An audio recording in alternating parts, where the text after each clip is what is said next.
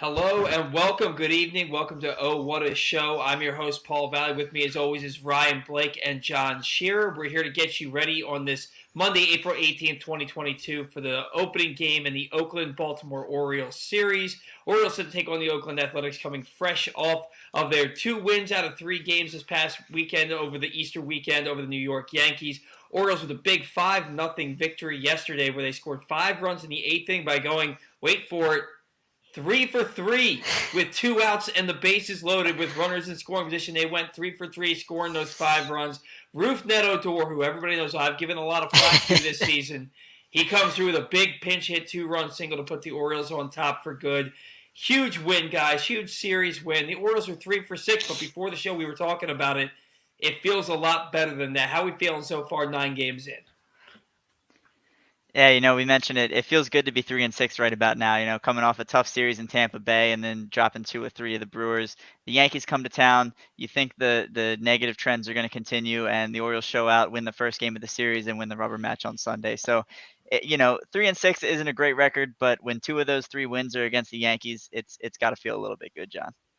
Yeah, and we got swept to start this season, which like I said before, I'd hoped that we would at least just get one out of that series. We didn't. And we bounced back nicely. We've been in a lot of games. We haven't exactly gotten blown out. And I mean, if you think about it, we're this close to sweeping the Yankees. Like, we beat them 2 out of 3, but we very easily could have swept them. Let that sink into a team that's in rebuild mode, and the Yankees' payroll is what it is with Aaron Judge and company. And we nearly swept them. Like, I feel good. Aside from the mean stuff, which we will get to shortly, I can't complain. Like we said last Monday, Paul, give it a week and maybe Cedric Mullins will be a different story. Yeah, and he came through with some big hits. He drove in all 6 runs for the Orioles in that Brewers series. Had a big home run that Saturday night in a game that honestly it was there for the Orioles to take. A couple of rain delays. Mike Ballman had to be taken out of a game where he only got to throw like 9 pitches, and then you see Travis Lakins come in, who, in my opinion, is a fringe at best major league pitcher. And he let the wheels come off there. And, again, that series was there for the taking. The thing with Cedric Mullins, as you mentioned, John, he got those big hits, but he's still struggling, and he's striking out a ton. His swing decisions aren't great. Swinging at the first pitch. I was at the game yesterday when they have runners on first and second, and I looked down after the one. Who was batting? It was Santander. Santander pops out weakly, the shortstop. I looked down at my phone real quick to check Twitter. I look up, and Mullins was already out. I didn't even see the at bat, and I looked down at my phone for 15 seconds. So the swing decisions aren't great. He's not having quality at bats. We know that he's going to get better, but right now it's a slow start to the season. If this happened in July, we wouldn't think twice about it. But overall, have to feel good about the Orioles beating the Yankees 2 out of 3. Guys, is this still, hey, we beat the Yankees, or is it just, could it be any team that's supposed to be good? Is it especially good because it's the Yankees? I think it's especially sweet against the Yankees. I mean, the way I like to think about it is, it's more special to beat the Yankees when the Orioles are competitive. Coming down the stretch in 2012, beating them on Cal Statue Night. Those are the nights that are the most special. But beating the Yankees when the Orioles are supposed to be very bad and the Yankees are supposed to be very good, it's almost more fun. And obviously, it's better as a fan of a team to be a good team, but Mm-hmm. when we're supposed to get blown out every time we play these guys and they come into our stadium, we're sitting in that ballpark surrounded by Yankee fans. They've got their Let's Go Yankees chant, which is the only chant they can Uh, think of, and it's the same tune every single time. To be able to take 2 out of 3, it makes it more exciting. It makes it pretty fulfilling to be able to throw some memes out there. You saw Mass and Orioles, with a little Lakers joke that went viral. Yeah. So it brings a little more entertainment when a bad team takes down a team like the Yankees. And Paul, you mentioned, does it feel the same against other teams that are supposed to be good? And yes, but it's especially sweet against the Bronx Bombers. Yeah, and we've seen this before, right? In 2019, the Orioles took 2 or 3 in the opening series against the Yankees. They started that year 4-2. They ended up losing 108 games. Last year, they swept Boston to start the year, ended up losing 110 games. So we're trying not to get too riled up about this. Again, they're still 3-6, which is dead last in the American League. But the pitching has been off the charts, guys. 3.04 team ERA, which is fifth in all of Major League Baseball, second in the American League. The bullpen ERA is 2.66, sixth in Major League Baseball, and third in the American League. John, did you ever see this kind of pitching coming from the Orioles? No, and it's not like they've faced slouches for offenses either. So Right. you know what I mean? Like the Rays can hit, the Yankees can hit, the Brewers can hit too. Like it's not like these teams can't hit that they're facing. It's not like they're facing like terrible teams. So I mean they've faced some pretty damn good lineups and they've shut them down based on all the numbers that you just gave me. They've shut them down. Like this is above expectations. I didn't expect this at all. And yeah, I mean, it's only 9 games, but you take like I said last week, you take the little victories, how you can get them. When you're in a rebuild and you're projected to lose around 100 games, like you take these victories. And 3-6 feels like 6-3 to me. So I'm happy and I can't complain. The crazy thing about it for me is it's the names that the casual baseball fan doesn't know that have really jump-started this strong start for the Orioles pitching. I mean, people know Paul Fry. He has not been good. People know Travis Lakins. He has not been very good either. No one's heard of CNL Perez. No one has yet heard of Felix Bautista. People aren't talking about Brian Baker. These are the guys who are contributing and off to really strong starts. And it's exciting to see these names that are kind of coming out of nowhere to give us a little bit of excitement to start the year and put the Orioles in a position that we're not used to seeing them in, which is in the top half of the league in earned run average. And we know how analytically driven this team is ever since Sig Mejdal and Mike Elias took over. We know how analytically driven they are. They bring in Chris Holt to be their pitching coach, and they had to make him their pitching coach because somebody else was going to snag him up last year. And when they were at their worst pitching last year, it was when he was gone for about a month, like 5 weeks. He had a personal thing he had to deal with. Is this a big result of Chris Holt being there, instilling what they've done with the analytics and these guys? Because you mentioned those names, and a guy you left out is Joey Crable, who was absolutely terrible for the Orioles last year, and he hasn't given up a run. They have a handful of guys in that bullpen that haven't given up a run yet. Ryan, is this Chris Holt and the analytics that are really shining through right now? I think it's a big part of it. I think you have to give a little credit to Driveline too. I know guys like Dylan Tate especially went there in the offseason, and now they're showing up on Pitching Ninja, throwing Tate was it who had a changeup yesterday that had 27 inches of horizontal run, it was something nasty. like that. Oh my That's gosh, gross. it's absurd. Wow. That's a pitch that looks like a slider from a left-hander, and Oof. Dylan Tate's out there striking out Yankee batters with it. So yeah, you have to give a little credit to Chris Holt there for sure. I think he's done great things, like you said. The Orioles struggled when he was out last year and never really regained their form. But you know, there's a reason they hired this guy. There's a reason he's still around. There's a reason he's been promoted up to pitching coach. And I think you have to look at a guy like that and see what he's doing with players that weren't on anybody's radar. And it's exciting. And I'm curious to see what he does with even more talented arms as they work their way up. And you look at – I'm sorry, go ahead, John. Oh, I was just going to say, I mean, we talk about all this that the Orioles have done with their pitching. None of it's been John Means. John Means really hasn't done anything for us so far this year. You know what I mean? Like, the guy's been hurt. Really hasn't been that John Means. So, I mean, aside from, opening day with John Means, really haven't gotten much John Means. The team has really done this aside from him. They're going to have to keep doing it without him, obviously.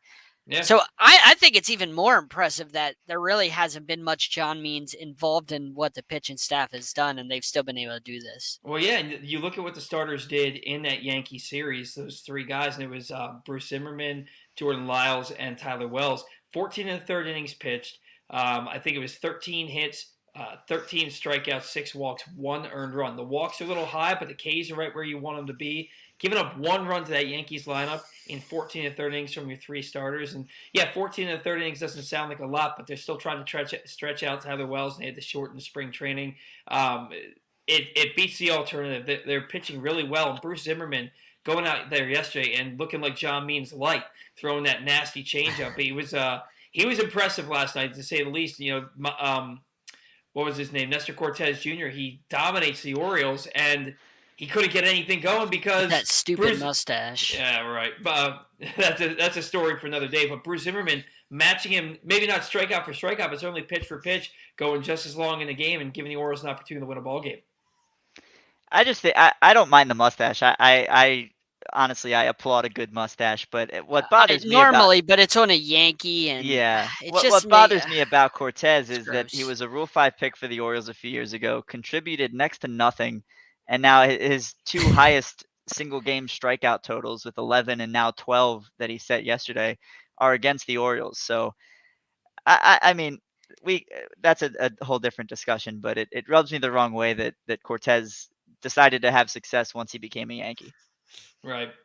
Well, I mean, and that's the thing. He was with the Orioles. He offered him back to the Yankees. He still stunk with the Yankees. He went to the Mariners, and he stunk with the Mariners. And then the Yankees pick him up again last year, and he was really good last year. He had like a 2.90 ERA, and he's really good again this year. Some of these guys just figure it out later in their careers, and he's a soft tosser, and he's proving you can be a soft tosser if you know how to hit your spots. And that's good news for a guy like Alexander Wells, who came in and kind of quieted things down after Lakins and Fry blew things up on Saturday night. Alexander Wells came in and kind of got things to settle down a bit. He looked really good, and we talk about throwing balls and strikes. He threw 32 pitches, 29 of them were for strikes. It was absolutely unbelievable to see him work the other night.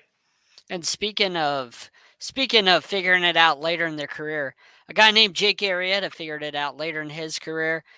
Hats off to him on a great career. He retired today. I just want to make sure I throw that out because he's a former Oriole, and he's hanging it up today. So hats off to him. I always loved him, and I always thought he could be a Cy Young winner with us. Happy for him that he had a nice career elsewhere, but I just wanted to make sure I threw that in there because he did retire in former Oriole. I was a big Jake Arrieta guy, and the Orioles were a big Jake Arrieta team. They gave him a ton of money picking him in the 5th round. I think they gave him second round money when they drafted him in the 5th round. They just couldn't develop him. I'm not going to sit here and say that he was never going to do what he did in Baltimore, what he did after he left here. I'm not going to sit here and say he was never going to do that here. But the Orioles had no reason to believe that was coming. He was given opportunity after opportunity. They're trying to make the playoffs. They send him to the Cubs for Scott Feldman. It didn't work out, but it worked out for him.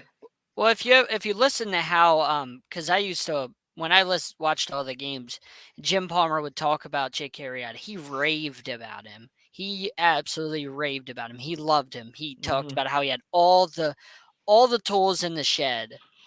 He just needed to be able to put it together. And if he could put it together, he would be one of the best pitchers in baseball. He talked about it all the time. Every time he started, he raved about him. Another guy, I mean, not to get off on a side topic, but another guy that I had hoped for and I loved out of that rotation, I loved Brad Bergeson. I was a big Brad Bergeson guy when he came up, and I had hoped that he would be like a Cy Young guy, and I liked him a lot. I just wanted to make sure I threw it out there because you can thank that never worked out. That never worked out. Yeah, you can thank Billy Butler for the end of Brad Bergeson, but we digress here. Yeah.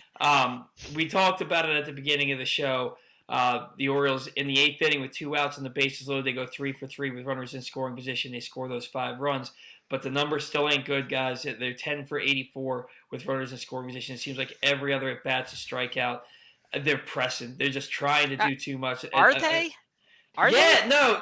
Look, no team is that bad. Did you see Steve Maluski's stats on the walks? Did you see his stats on the walks? Did you see them? Because that blew me away. Yeah, but they're not walking with runners in scoring position. They're striking out and hitting into double plays. But they have 34. What he said, they have 34 on the year, 2nd in the AL, 6th in the MLB. They had 4 in their first 2 games, 30 walks the last 5 games, 13th in the AL in walks in last year, which was terrible. 10 walks last night. He had tweeted this April 16th. 10 walks the previous night, 12 at Boston, 5, 6, That's all great, but walking isn't helping them drive the guys in when they get into scoring position. Right, but but they are walking, which is a great sign that there's patience for the most part. He said Friday, the number 8 and 9 in the order drew 6 combined walks. That's amazing to get 6 walks out of your 8 and 9 spot. Yes, you're right. They got to be able to come through and hit runners in scoring position. But I'm of the mindset that eventually the law of averages will catch up and they'll make people pay. Like, it's kind of like if you keep, as a pitcher, if you keep walking guys, eventually they're going to make you pay. That's typically how baseball works. So I'm of the mindset that if the Orioles keep drawing walks at this rate, they will make people pay. Eventually they'll figure it out. The weather will get nicer. The ball will go a little bit further. So I'm excited about that. Yeah, the strikeouts just, I don't think they're going to fix themselves. I think that's going to be an issue all year, but I'm excited.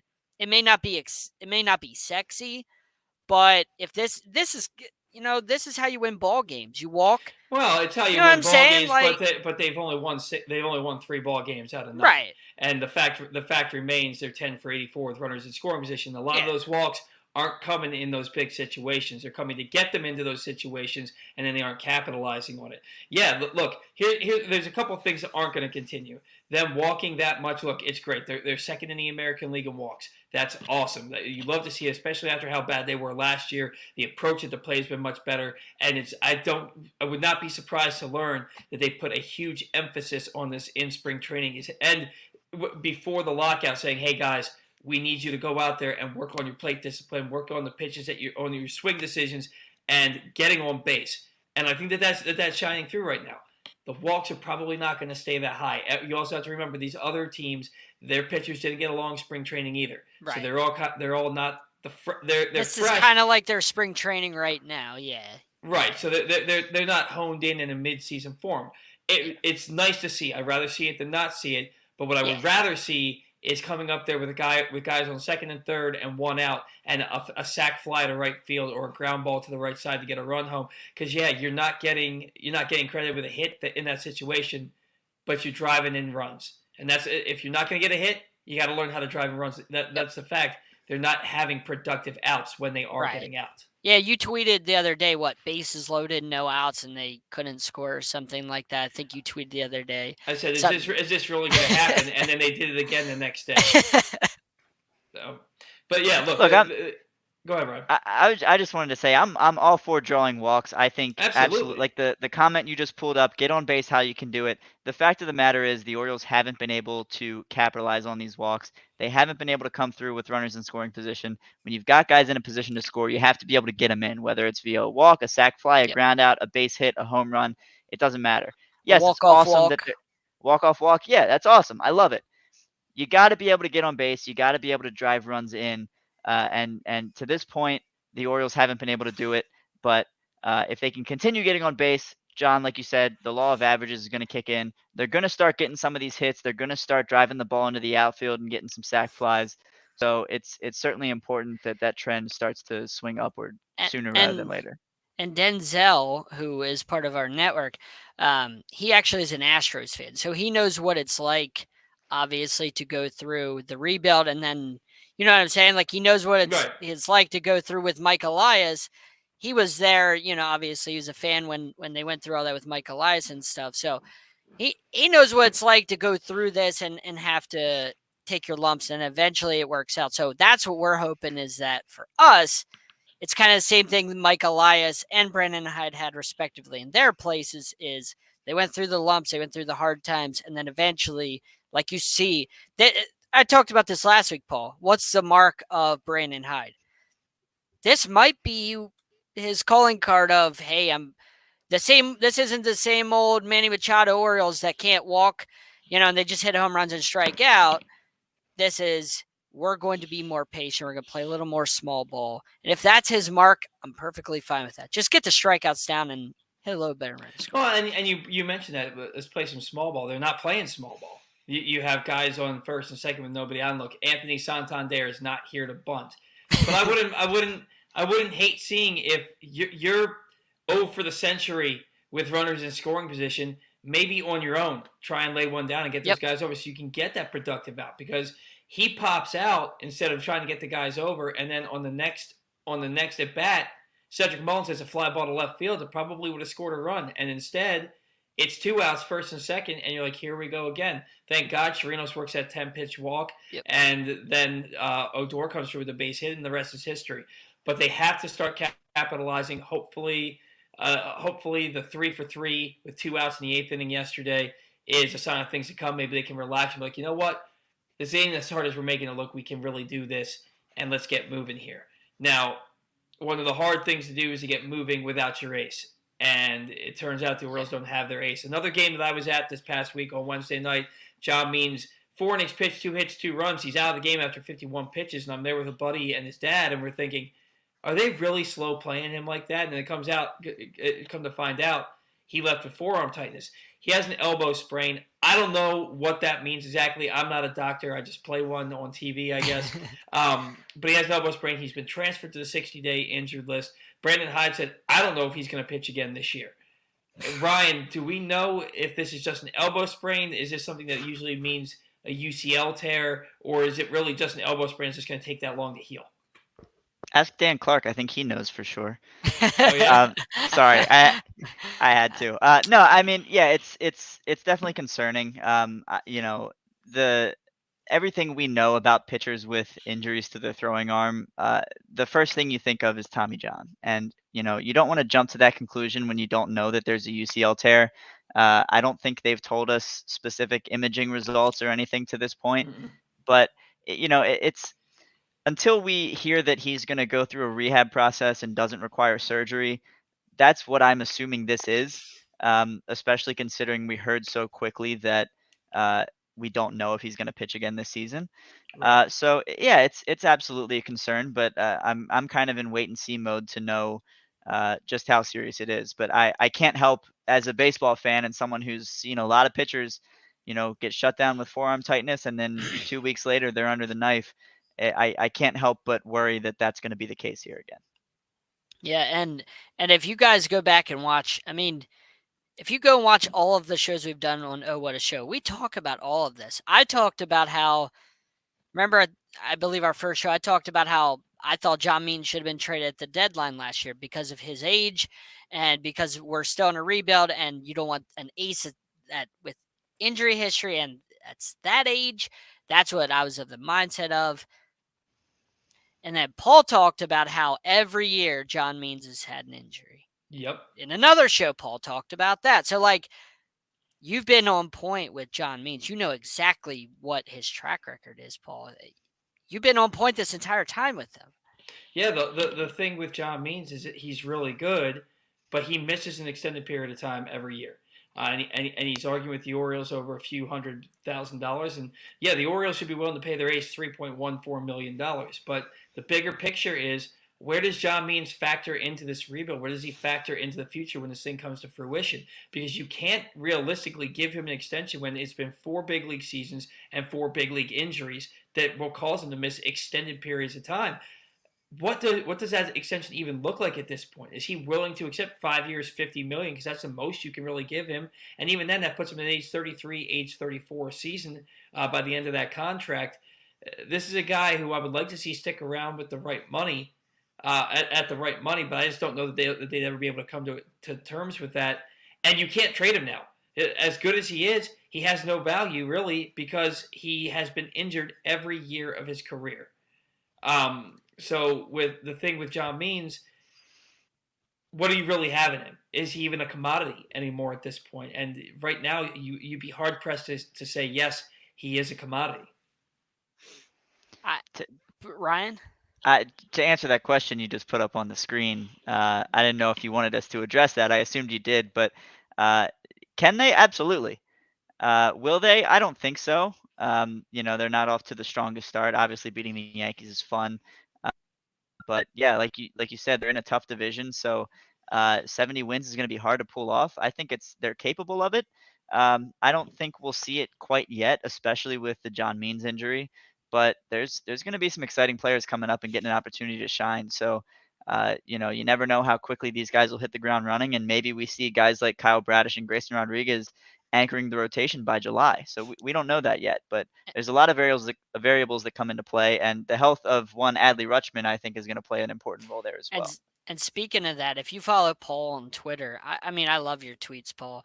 You talk Thank about you. Adley Rushman and how the Orioles are just stringing this along, and how what they tweeted out earlier, how the rehab process looks good and it's been a good flow or something like that. But then you tweeted something like, "Oh, but it's been 5 weeks whenever it was supposed to be like 4 weeks, and we still don't have him back." Like this process just doesn't make any sense. Well, yeah. Well, they So originally.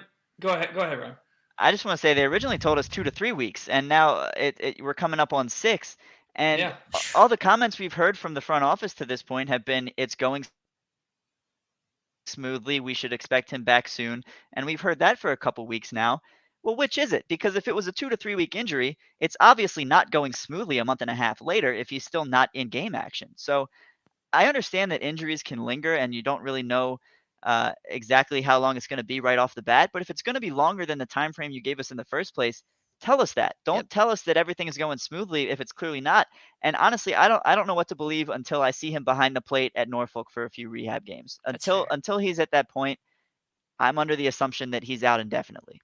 Yeah, and I was reading the article that MLB Pipeline put out, and they said he's hitting off coaches in live batting practice. Well, I guess it's not live batting practice because he's not facing live pitching; he's facing coaches pitching. But they said that the throwing progressions are moving a little bit slowly. That's paraphrasing. That's not exactly what they said, but they said that the throwing progressions have been different. And that's what you worry about is that tricep strain. It's really going to come down to if he can throw the baseball. And if they say he's going smoothly, maybe he's progressing and getting better with throwing every day, but he's still not quite there. But at the end of the day, they said 2 to 3 weeks. We're at 5.5 weeks today, and he still hasn't played in a game with an affiliate yet. And he's not playing in extended spring training games down in Sarasota because we would be hearing about that. So you have to be concerned. Ultimately, I think he's going to be fine. I think we're going to see him sooner rather than later.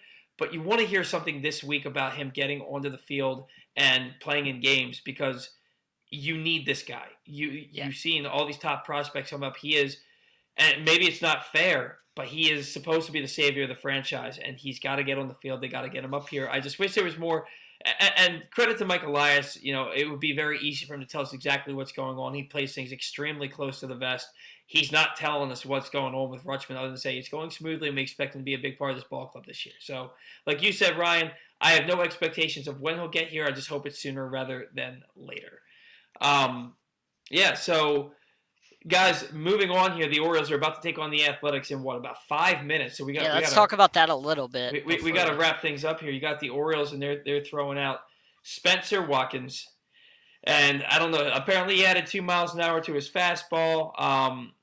The ERA is 3, but that's misleading because he gave up 4 runs, and only one of them were earned in 3 innings. His last start, he's going against an Athletics lineup that I think I know 3 names in this entire lineup. They've got Tony Kemp batting first, playing left field. Elvis Andrews batting second, playing shortstop. Those are 2 of the 3 names I know. They got Sean Murphy catching, batting third. Billy McKinney batting fourth, playing first base. Seth Betancourt DHing, then batting fifth. And 6, 7, 8, 9. Brown in right field. Neese at second base. Smith at third base. And Pache in center field. I think Pache is the third name that I know. I don't know. And somehow they're 5-5. I don't know. Ryan, you might know because you're in the scouting industry. I don't know any of these guys except for those 3. I mean, Billy McKinney as a cleanup hitter might be worse than the Orioles rolling out McKenna in the 5 slot yesterday. Zach Goodman and I had a lot to say about that yesterday. Yeah, I mean, Sean Murphy hitting third. He's going to be a solid catch in the American League for I think the next decade or so. He's going to be one of the top guys mentioned. But the Athletics unloaded a lot of guys this offseason, cut a ton of payroll. And like you said, they're 5-5, but I think they're going to be a sub 500 team this year, rolling out a lot of names that most people haven't heard of. And I like to think the Orioles can ride this hot streak a little bit. You mentioned Spencer Watkins pitching tonight. That doesn't give me a ton of confidence. Orioles starter for Tuesday still unannounced. How do you guys feel about that? Who do you think gets the nod? I think it's going to be Chris Ellis. He's on the taxi squad. He's out there in Oakland. I think that if you read the tea leaves, he's going to be the guy going out there tomorrow. You had the outside hope because Grayson Rodriguez pitched about 5 days ago that maybe it's going to be Grayson Rodriguez. But the fact that he's coming on Glenn Clark Radio tomorrow doesn't lead me to think that he's going to be out there in Oakland um, pitching for the Orioles. But hopefully sooner rather than later with him as well. Go ahead, John. Yeah, I just want to say that Montez, I saw a video today that Montez and Mancini have history. So don't forget about that. So make sure you watch the game tonight because Mancini hit a home run off of him, and then he struck out Mancini the next at bat, and then he started chirping at Mancini for no reason at all. Just maybe because Mancini hit a home run off of him the previous at bat. I think this was last year, I believe it was, and so they have history. These two have history. And it's going to be interesting if, because Montez seems like a fiery guy, and Mancini's a guy that won't back down. If you challenge him, he's not going to back down. Clearly, he chirped back. So I'm excited to see if Montez chirps at him again, because I'm always interested in that stuff. I was interested in the Josh Donaldson, Manny Machado feud whenever that happened. Yeah. So I'm always interested in these little feuds because I always find it interesting. Yeah, these feuds are certainly interesting. You mentioned Frankie Montas, the starting pitcher for the Athletics. He's facing the Orioles lineup that's going to be Cedric Mullins batting first and center field, Ryan Mountcastle batting second, playing first base, Anthony Santander batting third, playing left field. The aforementioned Trey Mancini's DHing tonight, batting fourth. Ruth Neto-Dor, fresh off those couple of nice defensive plays and that 2-run single, batting fifth, playing second base. Ramon Arias batting sixth, playing third base. Austin Hayes batting seventh, playing right field. Anthony Benboom catching, batting eighth. And Jorge Mateo batting ninth, playing shortstop. Man, Kelvin Gutierrez, he can't buy a start. He finally gets into a ball game. He has a couple of hits, a couple of RBIs yesterday. And it's thank you for your time. You're back on the bench because we love Rugi over here, man. We're going to put him in there. Look, Ryan, you said that the Athletics are 500, but you expect them to be below 500 before too long. Hopefully, they're below 500 after this series with Baltimore. It's a 4-game series, so hopefully it goes that way, and the Orioles end up winning 3 out of 4. Guys, do you have any final thoughts about this series and what you're hoping for this 4-game set? I just hope the good pitching keeps up. It's something we're not used to seeing, and it's very exciting, and I hope it continues as long as it can. Yeah, I mean, I won't get to watch any of these games because they start super late at night and I work early in the morning. So I'll just catch it in the morning because this is how the West Coast games go. Never get to catch them whenever we go out there. Never. Yeah. Well, I'll stay up and watch all these games and pay for it the next morning, but that's what I do. Oh, by the way, yeah, please finish your statement and then I'll go. No, you can't get me not to watch Orioles baseball. The one time I fell asleep during a West Coast game was a game against the Angels a couple of years ago where Stevie Wilkerson ended up getting the save, and I missed that whole thing. And I was so upset about it. Like, I'll never fall asleep during an Orioles West Coast game ever again. Go ahead, John, real quick. Yeah, I was going to say before we go, tell them wherever our fans where they can find you guys, because that's what we typically do on our shows, and we haven't done that with you guys. So we know you guys have the Twitter there, but where else can they find you guys? All right, well, you can find me. You can see my Twitter handle at Paul Valley III. You can find me if you go to PressBoxSports.com/the radio tab and you click on the Bat Around. I host a Bat Around with Zach Goodman every Saturday from 10 a.m. to noon. We usually run to about 12:15, 12:30. Have a fun little segment called Take the Rake where we pick the best offensive player for the week. Ryan's taken part in that a couple of times. That's a ton of fun. You can also find me Monday through Friday on co-hosting and producing Glenn Clark Radio. Again, that's at PressBoxOnline.com/radio, or you can go to YouTube.com/PressBoxOnline or Facebook.com/PressBoxSports to find our content there. Go ahead, Ryan. Where can they find you? You can find me here for now. I have my Twitter in the handle, obviously. I'm also on Twitter at Orioles Fan Probs with a Z. I do a little bit of writing for Utah Street Report. I have a podcast on their site that I'd like to get back into soon. It's called Give That Fan a Podcast. So hopefully you can find me there pretty shortly now that I'm back settled into my new place with my new backdrop. And there you go. So I'll be putting out some more content soon. But for now, if you want to follow me on Twitter, I will try not to disappoint.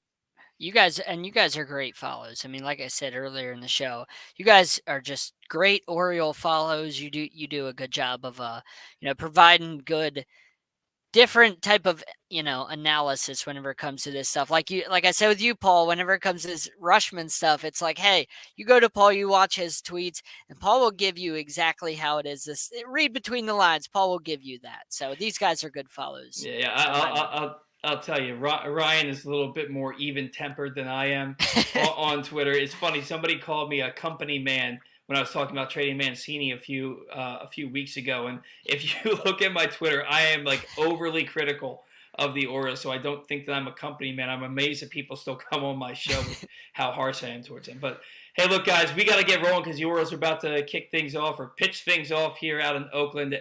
With first pitch coming in a matter of seconds. So thank you for tuning in. Tune in next Monday, probably right around the same time. Until then, this has been what a show.